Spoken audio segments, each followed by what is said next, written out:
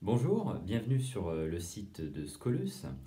Alors aujourd'hui, je vais vous parler d'un film que je viens de voir qui s'appelle First Man. Alors c'est un film de Damien Chazelle avec Ryan Gosling. Alors c'est un film qui est très important, qui est très attendu parce que il évoque la vie de Neil Armstrong et surtout la vie de Neil Armstrong entre 1960 et 1969, c'est-à-dire toutes les années avant et pendant la mission Apollo 11 qui va faire de lui le premier homme à marcher sur la Lune, d'où le titre du film First Man. Alors, qu'est-ce que j'ai pensé de ce film? Damien Chazelle, vous savez, c'est le réalisateur de La La Land, qui avait réhabilité le genre de la comédie musicale à Hollywood. Damien Chazelle, c'est un réalisateur qui a un vrai propos scénaristique, psychologique, mais également une vraie maîtrise technique du cinéma. Et ça se voit dans First Man. Ce qu'on pourrait dire de First Man, pour commencer par les défauts, c'est que peut-être le film est peut-être un peu trop long. Il fait 2h20, par moment il y a peut-être un peu des chutes de tension, d'intérêt, hein. C'est peut-être un peu trop contemplatif, un peu trop long, mais je pense que c'est voulu de la part du réalisateur. Euh, sur les défauts qu'on peut évoquer aussi sur First Man, c'est que moi ce film me fait penser un peu à Dunkerque de Christopher Nolan, dans le sens où il s'inscrit dans cette mode du cinéma où le cinéma n'est plus tellement un enjeu narratif, vous voyez, où il y a des enjeux narratifs d'histoire, mais plutôt une succession un peu phénoménologique, vous voyez, un peu brute de faits objectifs. Voilà, c'est une succession de faits objectifs. C'est un peu ça First Man. Alors du coup, ça a une qualité, c'est que ça a une vraie qualité documentaire. Euh, les scènes sur l'avion expérimental au début du film sont très intéressantes. Les scènes de décollage de fusée, vraiment on s'y croirait, hein. Il y a une sorte de caméra subjective.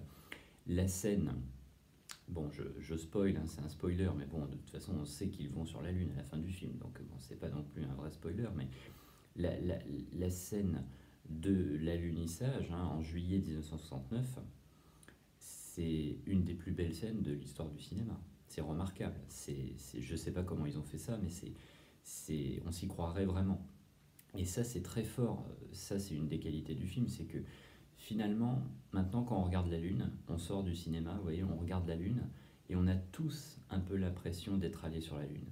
C'est ça qui est très fort, avec ce plan en caméra subjective, en fait, où on descend les échelles, enfin les échelons, les barreaux de l'échelle de ce vaisseau lunaire, on a tous l'impression d'être allés sur la Lune. Et ça, c'est très fort, notamment au moment où de grands entrepreneurs, de grands inventeurs parlent de retourner sur la Lune, peut-être en 2023, en 2024, en 2025, en tout cas dans un futur proche. Voilà.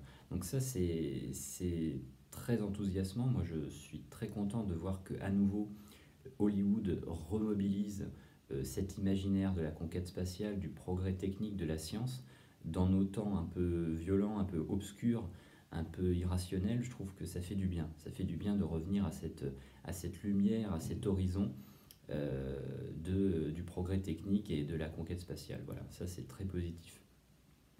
Donc ça c'est l'imaginaire global du film. En fait, c'est un film qui a fait le choix de parler surtout de l'intimité et de la vie personnelle de Neil Armstrong. Donc on apprend évidemment les drames, voire les tragédies qu'il a connues. Euh, on apprend, ça c'est une chose qu'on ne connaît pas forcément, qu'il y a eu beaucoup d'accidents, beaucoup de morts euh, avant de pouvoir créer cette mission Apollo 11 qui a réussi à se poser sur la Lune. Il y a eu les missions Gemini qui étaient des entraînements pour justement pouvoir allunir, hein, pouvoir aller sur la Lune.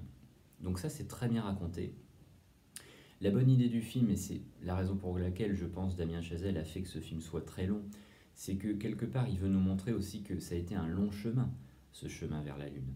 Et que si, voilà, il y a 300 000 kilomètres de la Terre à la Lune, bah, ces 300 000 kilomètres, on les voit un peu aussi dans la vie des personnages et dans le film lui-même. Voilà, je pense que les lenteurs du film, les obstacles, c'est fait aussi pour renforcer l'acmé du film, à savoir les 20 dernières minutes ou 30 dernières minutes, à savoir la scène absolument remarquable, hein, je le redis, sur la Lune. Hein.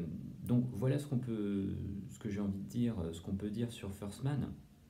C'est un bon film, un film qui manque peut-être parfois d'enjeux narratifs, qui se complaît trop dans cette mode qu'on voit un peu comme Dunkerque de Christopher Nolan, c'est-à-dire une approche un peu trop documentariste du cinéma. Or, le cinéma, ce n'est pas du documentaire. Le cinéma de fiction, c'est justement c'est un écart avec le documentaire. Vous voyez, c'est quelque chose, c'est un écart avec la réalité.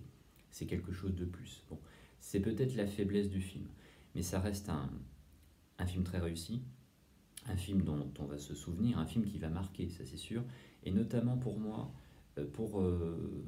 d'abord parce que les acteurs sont brillants, évidemment. Ryan Gosling, c'est pas la peine de le dire, c'est un immense acteur, et là il signe une fois de plus une performance qui est impressionnante. Mais surtout, il y a quand même un passage. Oui, la scène sur la Lune, elle est remarquable parce que elle tisse, si vous voulez. Je ne vais pas vous dévoiler ce qui se passe dans cette scène, parce que là, pour le coup, il y a un retour au cinéma, il y a un retour à la fiction, en tout cas au cinéma. On ne sait pas si c'est une fiction, mais en tout cas au narratif, je dirais, dans cette scène. C'est que cette scène est incroyable et brillante parce qu'elle tisse, si vous voulez, l'aspect l'aspect documentaire en fait. C'est-à-dire qu'elle va intriquer l'aspect documentaire, technique, qui est brillant, et en même temps une dimension beaucoup plus intime, beaucoup plus personnelle, qui fait qu'il y a une sorte d'écho entre l'histoire personnelle de Neil Armstrong et l'histoire globale de l'humanité. Et ça, je trouve que c'est bouleversant. Et en plus, c'est au sein d'une scène qui, d'un point de vue technique, de la technique cinématographique, est absolument remarquable. Voilà. Donc je vous encourage à aller voir First Man de Damien Chazelle. Voilà, si cette vidéo vous a plu, n'hésitez pas à la liker et à la partager sur les réseaux sociaux. À très bientôt.